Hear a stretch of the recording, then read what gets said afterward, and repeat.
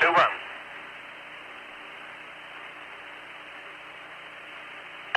Voice control, Canberra 2-1 on circuit. 2-1.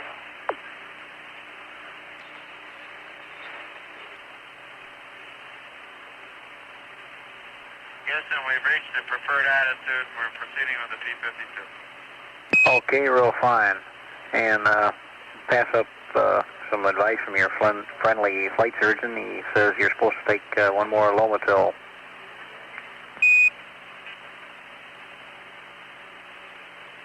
Okay, everybody or just me? Just Frank. Thank you.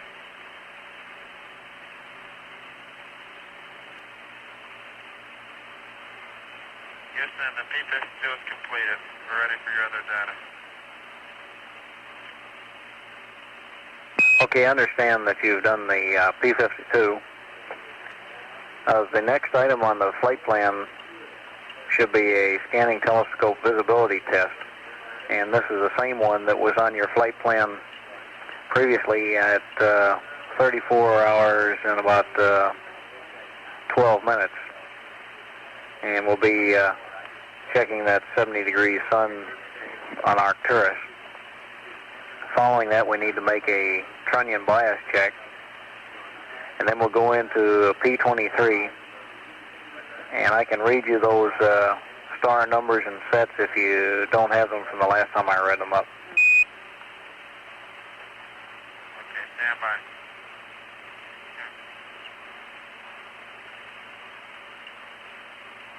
Houston, Apollo 8. Go ahead.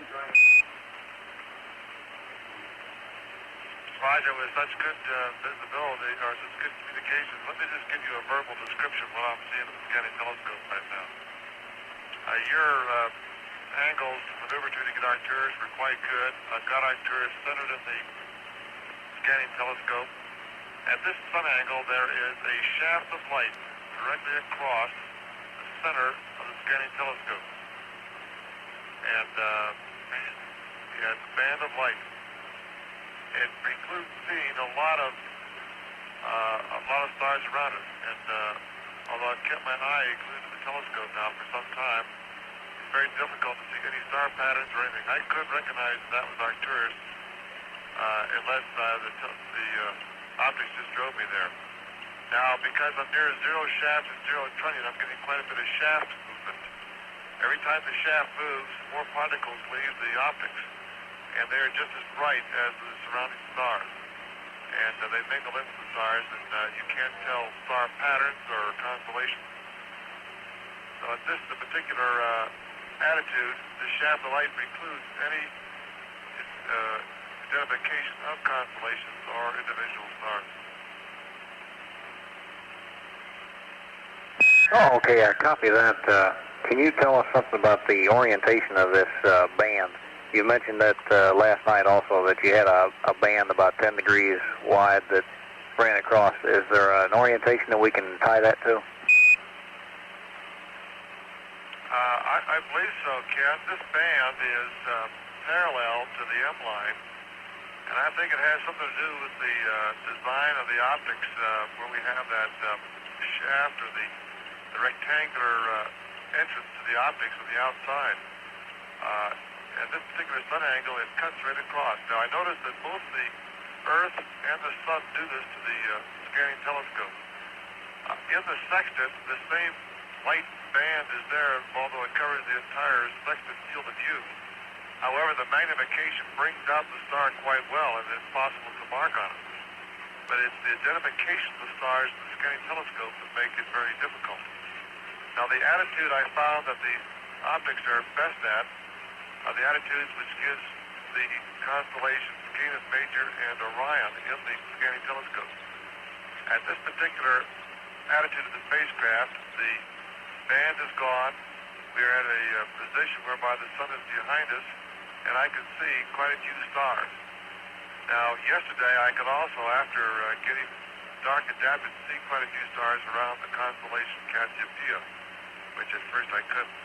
But right now, this band precludes to see anything at all except Arcturus, which of course I know we're aiming at right now.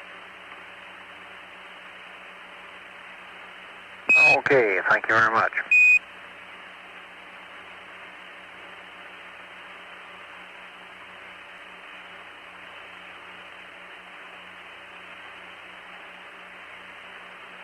Ken, what stars did you want to use? You want to read them off? Okay. First star will be 26. And we'll be making 2 sets of measurements, Earth near horizon, using star 26. Then we would like to have one set. All right, we'd like to have one set on star 16. That's 16, using the Earth far horizon. If it turns out that star 26 Earth near horizon is not possible, then we'd like to have star 16 on the Earth far horizon for one set, and star 22 Earth far horizon, one set. Over. You want star 26 Earth near horizon, 2 sets. Star 16 Earth far horizon, 1 set. And star 22 Earth far horizon, 1 set. Okay, the star 22 is only in the event that 26 on the Earth near horizon is not possible. Over. And we won't even do star 22 then unless we can't get 26 on the near horizon. That's affirmative. Com sure is good all of a sudden, isn't it? Yeah, this is outstanding.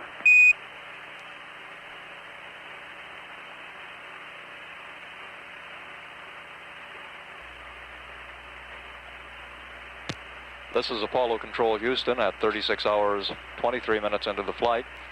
Apollo 8 at this time is at a distance from the Earth of 135,042 nautical miles. And our current velocity is 4,236 feet per second.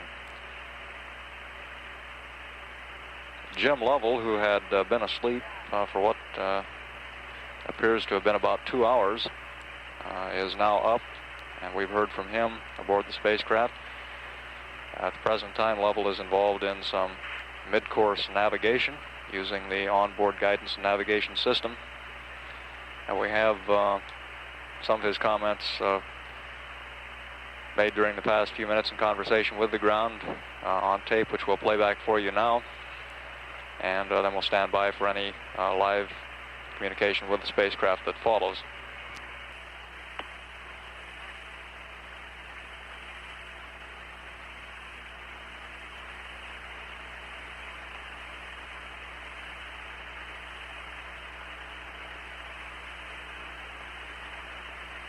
This is Apollo Control. It appears we'll have no further communications with the crew for the moment anyway. Shortly we would expect that Frank Borman would attempt to get a few hours rest. He indicated earlier that as soon as either Lovell or Anders woke, that he would attempt to get several hours of sleep. At the present time, Apollo 8 is at an altitude of 135,442 nautical miles, and our velocity is 4,225 feet per second. This is Apollo Control at 36 hours, 33 minutes into the flight.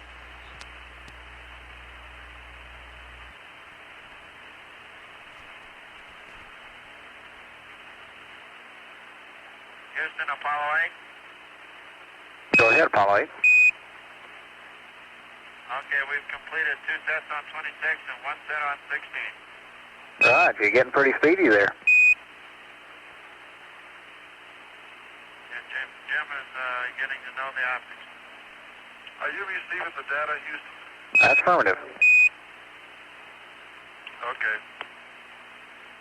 Keeping you honest. Right.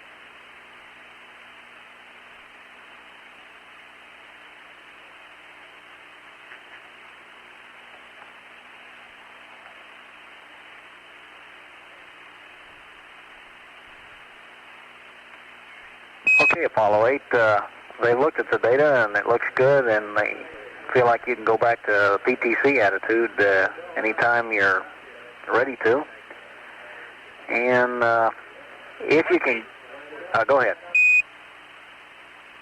What attitude do you want to use? The same one? That's affirmative. Thank you. Okay, if you can reach over Bill there and get to panel 3, I believe we'd like to cycle the oxygen fans. And also like to get the biomed switch over to CMP. Okay.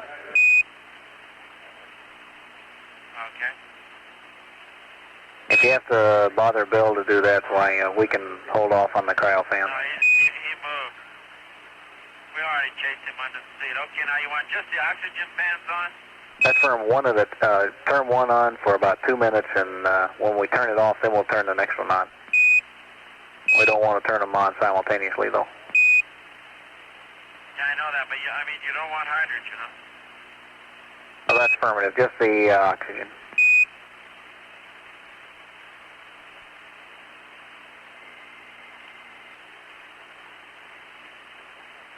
Houston,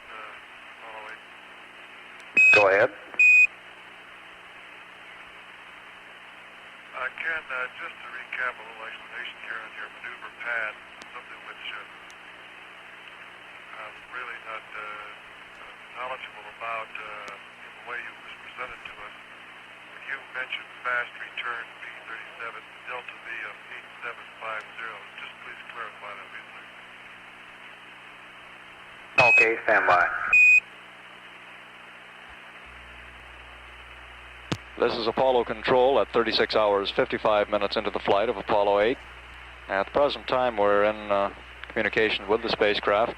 Jim Lovell is the only one of the 3 crewmen who is awake at the present time. Our indications at this time are that both Frank Borman and Bill Anders are resting.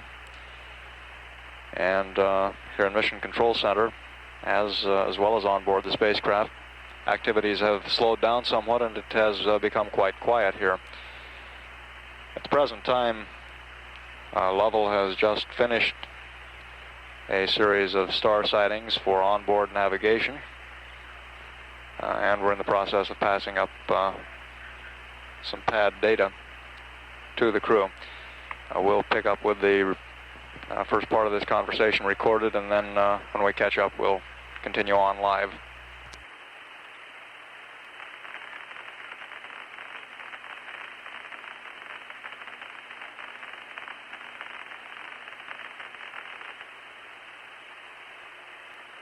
Can you give us a little report on how our trajectory looks and the tracking's going and things like that?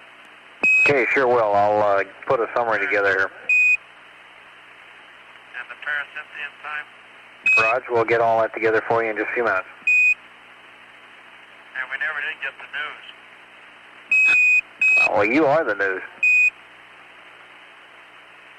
Come off it, come off.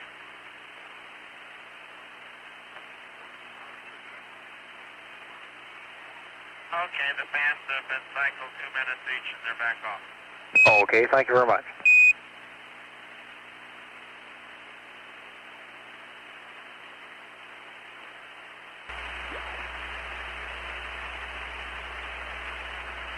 Houston, Apollo 8 is back to the PTC attitude, resuming PTC. Okay, thank you.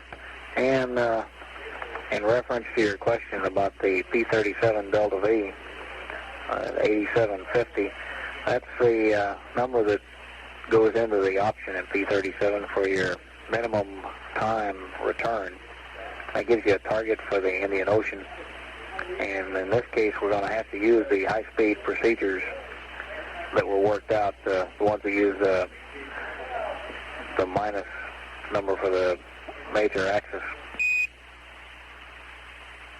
Roger, understand. I'm going to give that a try, Ken, in a run-through. I tried it yesterday. I wouldn't get too much in the way of results. I'll give them a try today. Okay, and on the your tracking that we have now, still looks like the time we gave you last night for a time of parasynthian is still good, 69 plus 10. And right now, your flyby parasynthian altitude, 65.8. Looks like the midcourse number 3 is going to be something less than 1 foot per second. And all the trajectory parameters are just holding real fine. That's the things we like to hear. We like to keep those holding very fine. All right.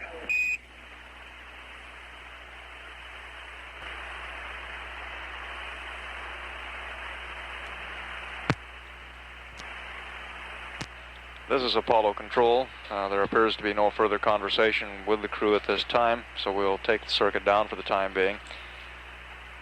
At the present, the mission appears to be going very well, right on the flight plan in most cases. And our crewmen reported earlier that they were feeling much better. A short while ago, the medics advised Frank Borman to take 1 additional Lomatil tablet. This is a pill to reduce bowel activity. We've heard no word from the crewmen of any physical problems they're having, and the feeling here on the ground is that their condition is improving.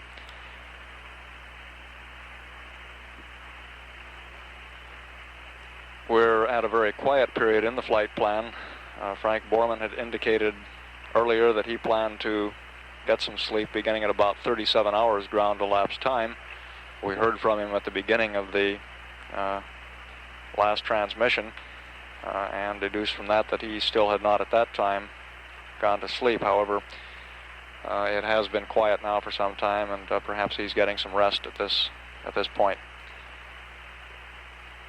At the present time, Apollo 8 is 137,127 nautical miles from Earth, and it's traveling at a speed of 4,178 feet per second.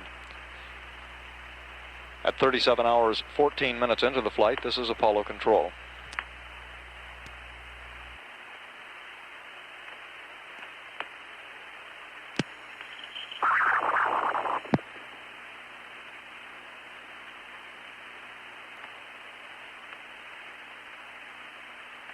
Houston, Apollo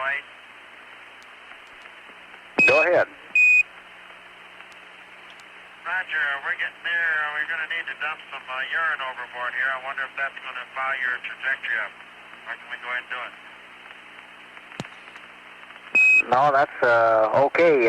Something that's kind of interesting though is that last time you had your water dump, they noticed a change in the trajectory tracking at the same time, and when they got through correlating it, they found some fellow that thought he knew the characteristics of the nozzle and how much water you're dumping, and his estimates of the effect on the trajectory seemed to coincide with the tracked results. So I guess you have to stay honest on those things. Roger. Okay, we'll go ahead and dump some here. Okay.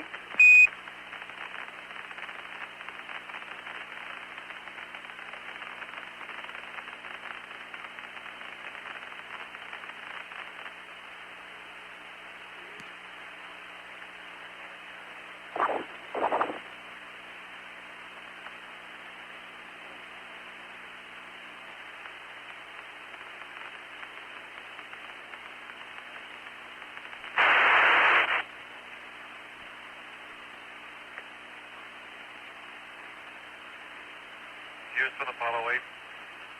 Roger, go ahead. You planning on using our computer anytime in the near future? I thought I'd do a little P-37. Apollo 8, Houston. You can go ahead and run that 37, and we're going to kind of watch it from the ground too and see how it works out. A couple items that are just general interest in the trajectory world. Looks like the uncertainty in position is about 12 miles. Your uncertainty in velocity is about 1/4 of a foot per second. And the perigee altitude uncertainty is 5 miles. Roger, understand. Just for information, perhaps you read it out on the ground. I ran our simply an altitude determination using, first of all, P21 with our state vector that we've navigated with. We have plus 84.7 mile altitude. Then we ran out your state vector that you updated with us the last time. We got 64.2, and then I ran P30 using our state vector, got 82.6 nautical miles. At least they're all plus. That's good.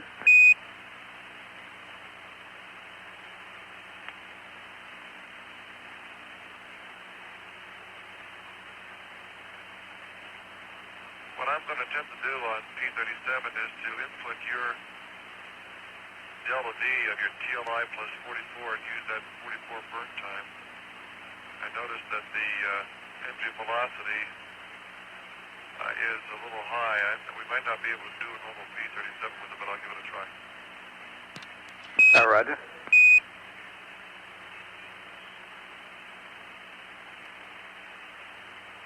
Houston, one more question before I start. In your notes of this last update, that this minus MANC1, was that referring to the B-37 fast return or the nominal maneuver which you gave? Apollo 8, that's referring to the fast return procedures. Okay, thank you.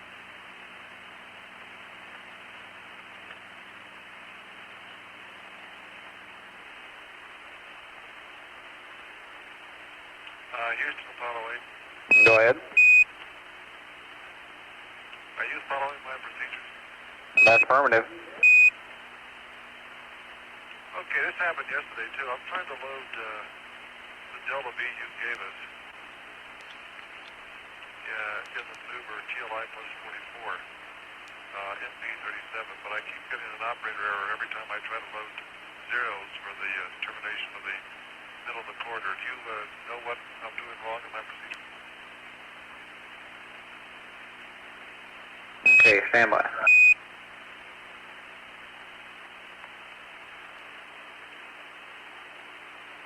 Apollo 8, Houston. Go ahead, Houston. Okay, it looks like the decimal point in R2 under noun 60 is on the extreme right-hand side, so the proper load would be 06070. Over. Okay, fine, thank you.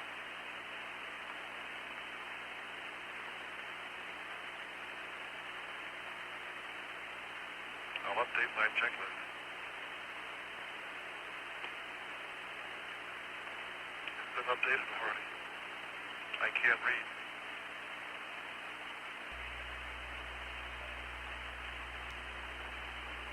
This is Apollo Control Houston at 37 hours 42 minutes into the flight of Apollo 8.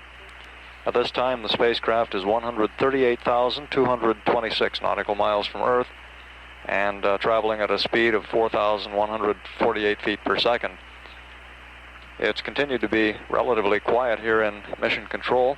The flight plan also shows relatively little activity on board the spacecraft for the crewmen. Both Frank Borman and Bill Anders are scheduled to be sleeping at this time. The crew is following the ground advice that was passed up earlier today from Mission Control Center, that they pace themselves and set their own work-sleep cycle to fit in with their own feelings, and they appear to be following that advice. We do have some communication with the spacecraft over the past 15 or 20 minutes. We'll play that back for you now and then stand by for any live conversation with the spacecraft.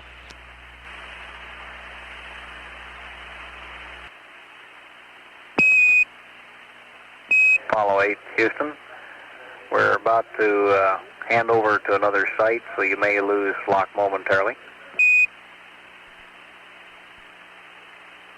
Roger, Houston, did you see the results of the P-37? Sure did. Looks pretty good here. I concur.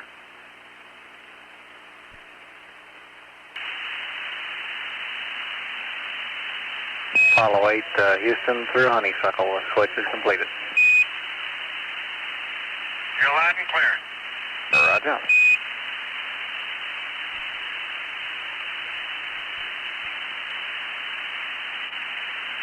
Houston, Apollo 8. Go ahead. Another comment on the optics. We're in PTC right now. We're passing we have a roll of about 182. We're about 226 in pitch and 18 in yaw. I can rotate the shaft all the way around at this particular attitude, and I get this band of light at about 10 degrees to this side of the M line. It varies in intensity with the shaft position. However, it's there at this particular attitude. Okay, thank you.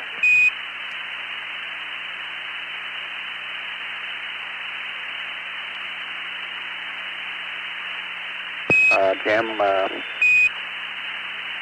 just been looking at your marks with respect to accuracy, and they figure they're within a couple thousandths of a degree of the theoretical optimum.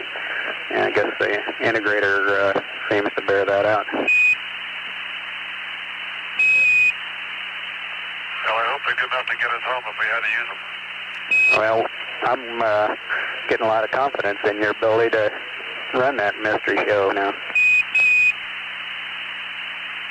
Hey, Ken, we got to spend 4 more days up here with him. Will you take it easy?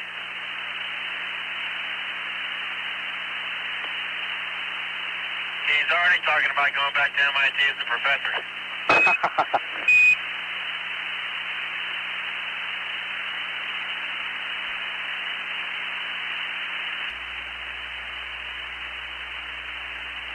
This is Apollo Control Houston at 38 hours 6 minutes into the flight of Apollo 8. At the present time, the spacecraft is 139,151 nautical miles from Earth and traveling at a speed of 4,122 feet per second. In the last few minutes, we had a conversation with Jim Lovell aboard the spacecraft. Lovell gave us another of the periodic updates that he's been passing down on the optics system used in conjunction with the onboard guidance and navigation equipment. Lovell again noted, as he has in the past, that he is getting a band of light through the field of view of his scanning telescope. This is a multiple-use device. One of the uses that the crew would make of it is to locate and identify a particular constellation that they would be looking at through the sextant, which is a 28-power device, giving them much greater magnification, and the sextant would be pointing at a particular star in a constellation. The use of the scanning telescope is to identify the constellation that the sextant star is located in and confirm that they are in fact on the proper star. It's been our observation here on the ground that the crew has been able to carry out the required sighting maneuvers, but Lovell has on occasions remarked that there appears to be some light scattering back into the field of view of the scanning telescope and obscuring part of his visibility. We'll play back the tape of his comments on that particular situation and then stand by for any live communication with the spacecraft. This is Apollo Control Houston at 38 hours 41 minutes into the flight of Apollo 8. We've had no communications with the crew in the past 20 minutes since our previous announcement. At the present time, Apollo 8 is at an altitude of 140,600 nautical miles, traveling at a speed of 4,083 feet per second. We continue through a very quiet period, both here in Mission Control Center and on the flight plan. We've just gotten a call from the spacecraft, and we'll pick that up now. You sure do sound wide awake.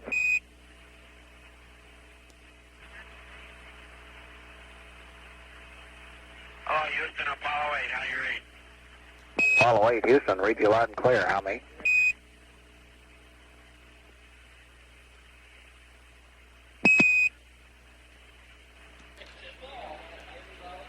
Honeysuckle Network, DOS conference, how do you read? This is Apollo 8, how do you read? Loud and clear, Apollo 8.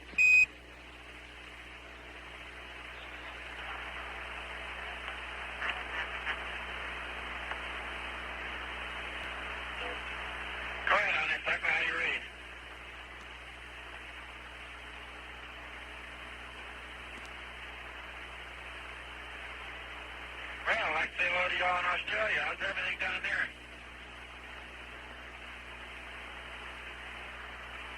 Pretty good so far.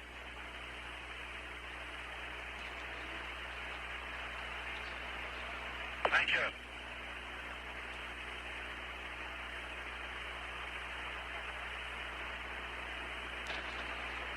Honeysuckle Houston Network on Goss Conference. How do you read? Network, this is Honeysuckle reading your 5-5. Roger.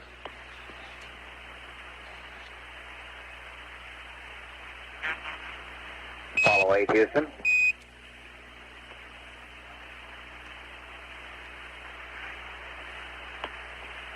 Apollo 8, Houston.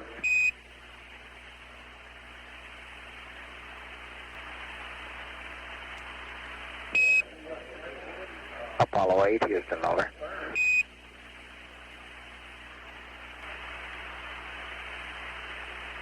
This is Apollo Control. We're apparently having some problems with direct communication from Houston to the spacecraft. We're reading them loud and clear, but at the present time we're having to relay information through the Honeysuckle maintenance and operations personnel to the spacecraft, and we're checking into the lines between Apollo 8, Houston. connections between here and Honeysuckle, Australia, to determine just where the problem lays. Hey, if you all start having ground switching problems, how about having some site that has come in and tell us about it, will you please? Roger, Apollo 8. That's what we've been trying to do. Some of our problem seems to be getting from here to that site. Houston, Apollo 8, how do you read? Apollo 8, Houston, loud and clear. How many?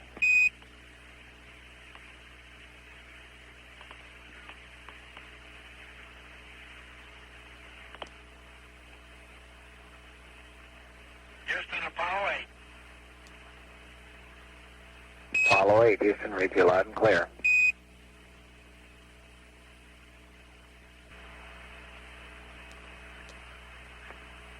Apollo 8, Houston. Roger, go ahead, Houston, Apollo 8. All right, so we read you loud and clear and copy your remarks about having a remote site talk to you. Some of our problem has been in going from MCC to the remote site. We will attempt to do that anytime we can. That's right, just telling you I have a problem. All right.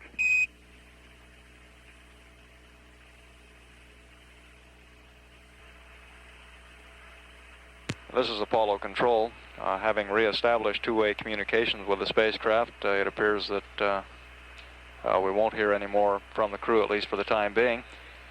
We did hear from Frank Borman that time, which indicates that he is no longer resting, or at least is not asleep.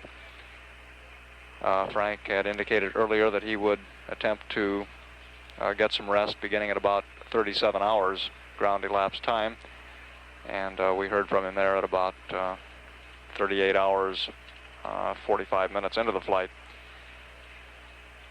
We do not have an evaluation as to what the problem was with the uplink. The problem appeared to lie between Houston and the site at Honeysuckle. We were able to relay messages from Honeysuckle to the spacecraft, but we were not able to talk directly with the spacecraft from Houston. That problem, as we timed it here, began at 38 hours 42 minutes, and we had comm reestablished at about 38 hours 48 minutes, about 6 minutes after the call was first put in. At the present time, Apollo 8 is at an altitude of 141,197 nautical miles, and its velocity is 4,067 feet per second. I believe Capcom Ken Mattingly is preparing to put in another call to the crew. We'll stand by briefly for that.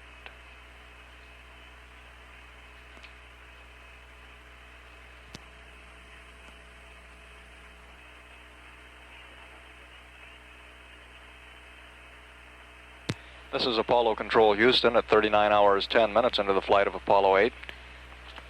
We've had no further communications with the crew since our previous report. We do have a preliminary report on the cause of our communications problem through Honeysuckle, and it appears that the problem was with a control monitor panel at the Honeysuckle Australia site. The exact nature of the problem with this piece of electronic equipment is not known at this time. It is associated with the unified S-band system at Honeysuckle. The problem, as we said, occurred at about 38 hours 42 minutes ground elapsed time and was corrected some 6 minutes later, and its effect was to prevent direct communications from Houston to the spacecraft. It did not affect communications from the spacecraft to Houston.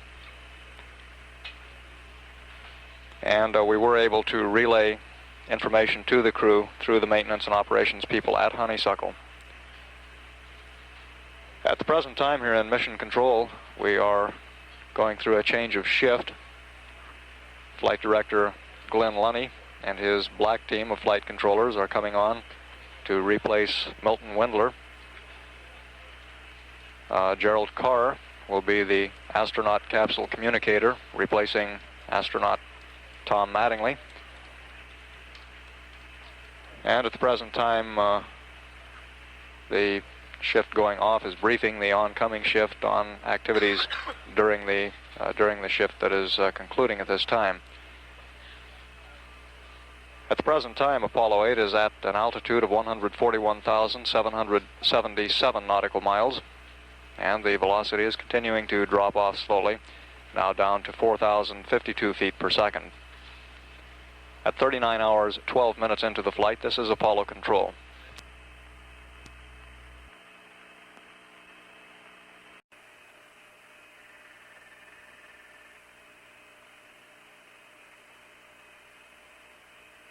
Houston, Apollo 8, how you read? Apollo 8, Houston, reading you weak but clear. Okay, thank you, Jerry.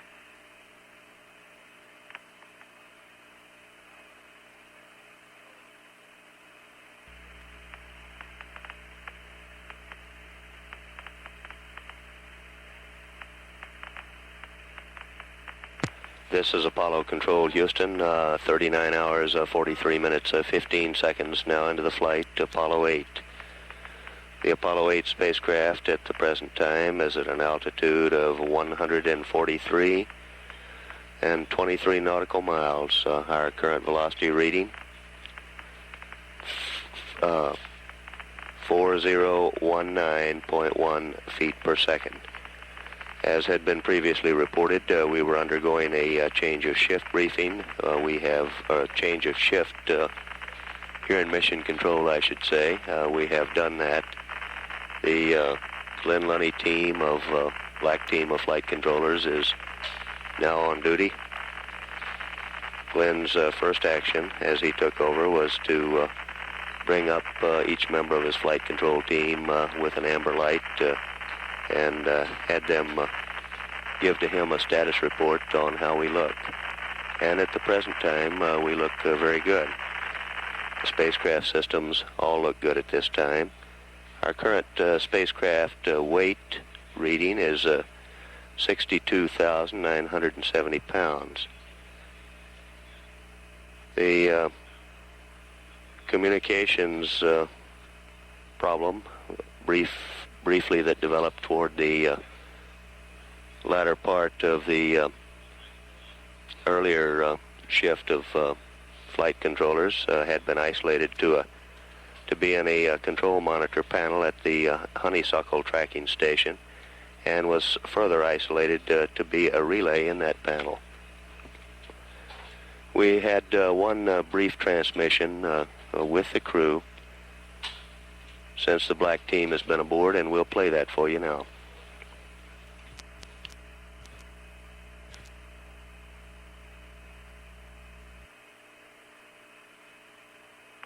So at 39 hours, 46 minutes, 20 seconds into the flight, this is Apollo Control Houston.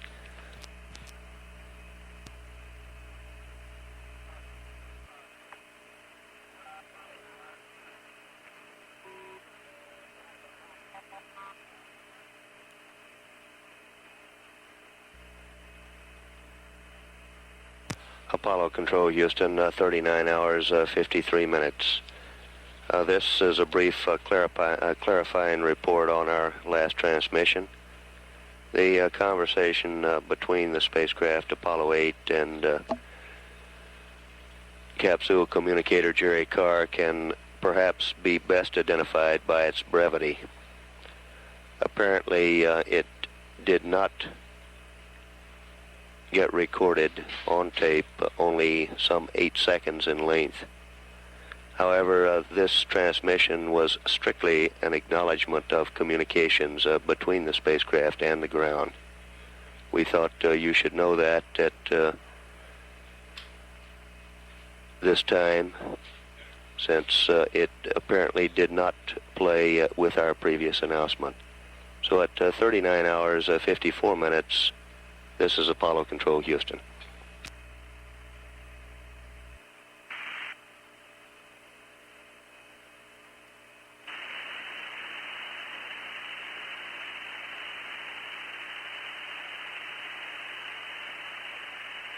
Apollo 8, Houston, over. Go ahead, Houston, Apollo 8. Roger, Frank. I've got a little news and some ball scores if you want them. Go ahead. Okay, the big news right now on the wires is that all 82 crewmen of the Pueblo have been returned. They walked across the Bridge of Freedom Monday night. Wonderful.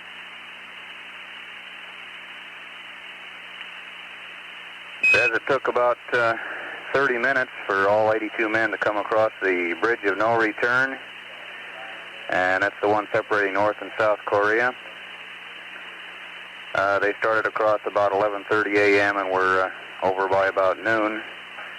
They brought the body of the crewman who was killed also.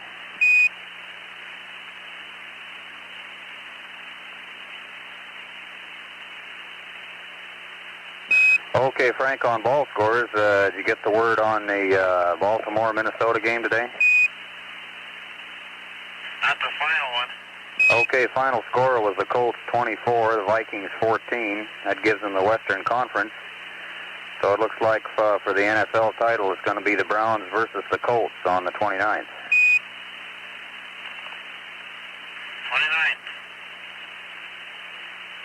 29th. Raj, slow return and you'll get it. Say again? Roger, come back, slow return and we'll get it. Yeah, I'd rather come back fast and watch it on television. Attaboy.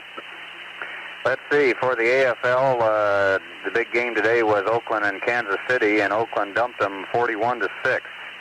So it looks like the AFL title game will be the Raiders and Jets. Right, that's hard to believe, that score. Amen. Okay, in yesterday's game, I don't know if you got the score on that, the Cleveland Browns and the Cowboys, but the Browns dumped the Cowboys 31-20. Yeah, we heard that. Yeah, they're crying in Dallas. Basketball scores, Houston didn't do so good this weekend. The Illinois beat Houston 97-84, and North Carolina took the Owls. The score was 85-77.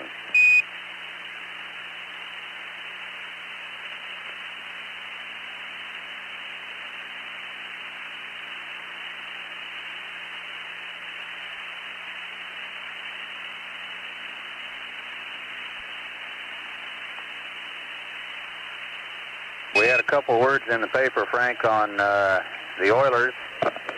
The Oilers voted George Webster as their most valuable player, and although Houston didn't make anybody on the all-AFL offensive team this year, they put Walt Suggs and Hoyle Granger on the second team. Very good.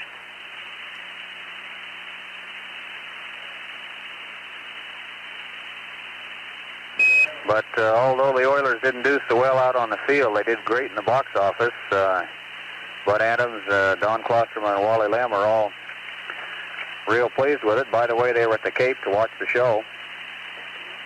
Houston, in 11 games, the Oilers attracted 460,628 people. That must be a record for them. I don't believe they really got that many in Rice Stadium. I think so. Let's see, the regular season attendance was about half of that. This includes all the exhibition games. The paper says they averaged about 40,480 for the league games. Great.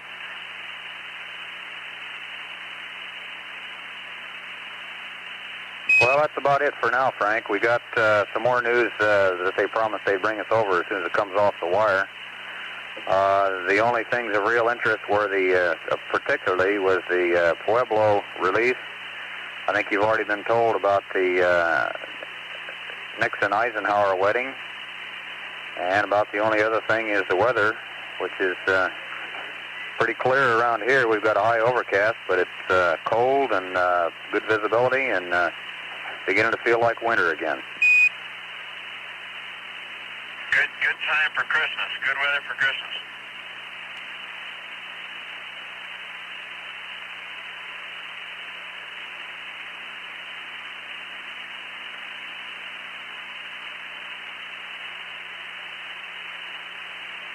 Who have you got up now, Frank?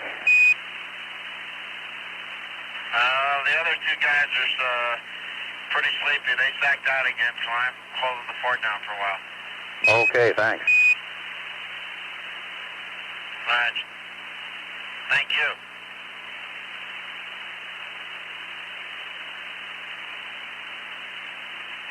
Frank, we had a little eggnog over at Charlie Duke's tonight. We had a little eggnog over at Charlie Duke's tonight. Val Anders dropped by. She's looking fine. Tell Bill she's doing real well. Fine.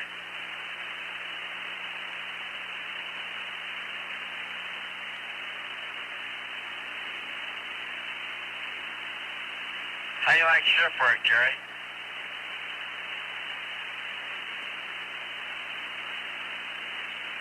It's great, Frank. You got the Black Watch watching you tonight. Yeah, that's what I figured.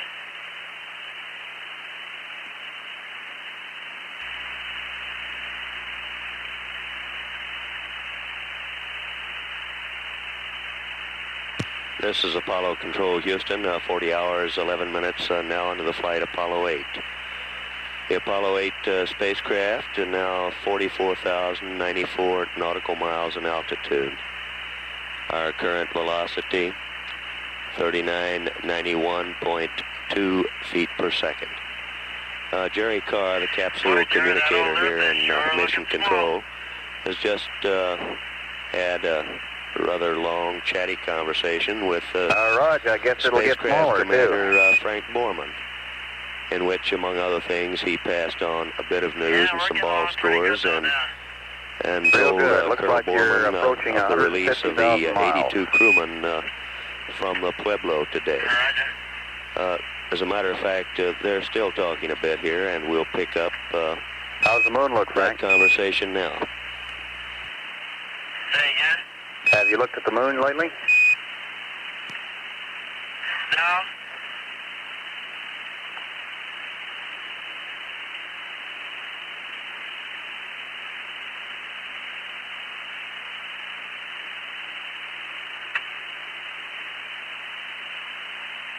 I saw it yesterday, but we haven't seen it today.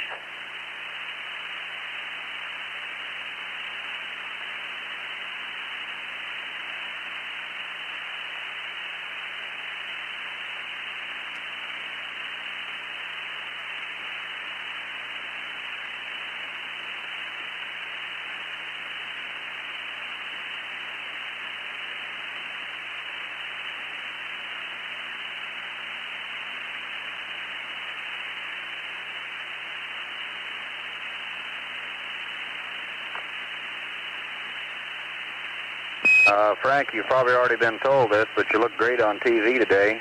One little homey item, though. In the El Lago area, you were upstaged by Santa Claus. He came around on the fire engine just about the time you guys came on, so Most of the little critters are all outside. Oh, that's good. I wish we could have got that one lens working. I'd like to share the view we have here of Earth. Frank, we got some guys looking at it, and we might be able to find a way to make it work for you. Hopefully by a couple hours before TV time tomorrow, we'll have an answer. Very good. Jack Schmidt's working with us, too. Very good. That's Typhoid Jack.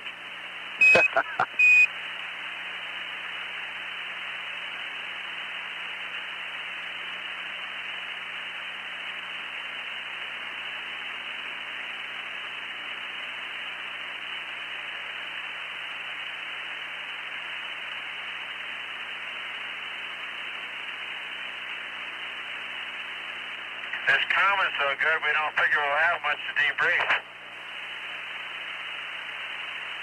Roger.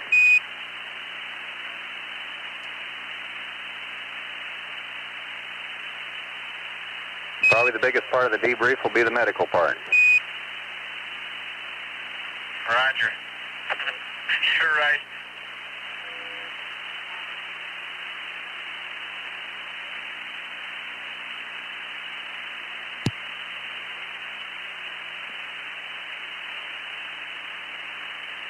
Oh, we're all in fine shape.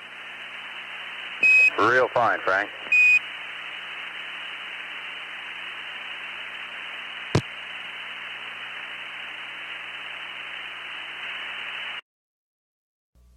Apollo Control, Houston. As you heard, Colonel Frank Borman, he is up at the present time by himself minding the store on Apollo 8 while the other two crew members, Jim Lovell and Bill Anders, are taking a rest period.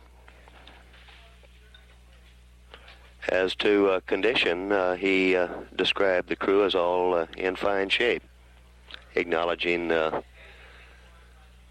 certainly that the medical debriefing would be a significant one. As you heard, the conversation ranged a wide gamut of subjects, but I guess when you're 44,548 nautical miles away from home, it is perhaps stimulating to occasionally have what would seem to be, at least in a large measure, a fireside chat. So at 40 hours, 23 minutes, 18 seconds into the flight Apollo 8, this is Apollo Control, Houston.